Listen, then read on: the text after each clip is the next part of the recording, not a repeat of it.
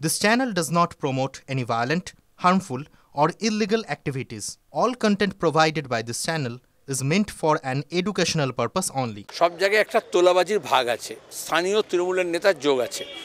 সেই জন্যই অনায়াসে তারা মৃত্যুর কারবার করে বসত বাড়ির এলাকার মধ্যে, এবং সেখানে ক্ষতি হয় সাধারণ মানুষের এবং এই যারা বাজি নির্মাণ করছিল তাদের কর্মীদের। কিন্তু কেন কোনোটাই পুলিশ কনক্লুসিভ কোনো শাস্তি দিতে পারে না?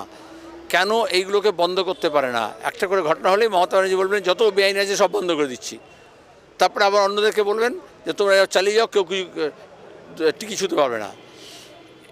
আমাদের এই করেই গোটা রাজ্যটাকে তিনি একটা মৃত্যুপুরীতে পরিণত করছেন।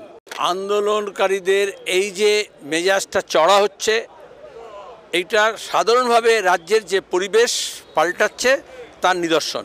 টাকা খেয়ে মমতা ব্যানার্জি ভাগ নিয়ে তার পরিবার বিদেশে টাকা পাঠিয়ে এখন গোটা শিক্ষাকে চৌপাট করেছেন।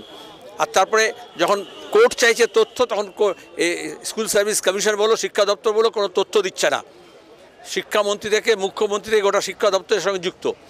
এই জন্য আজ পর্যন্ত কে যোগ্য কে অযোগ্য বলা যাচ্ছে না। কে ঠিক করবে এটা? রাজ্যে মায়ের দায়ের করতে গেল কেন এটা জানে না?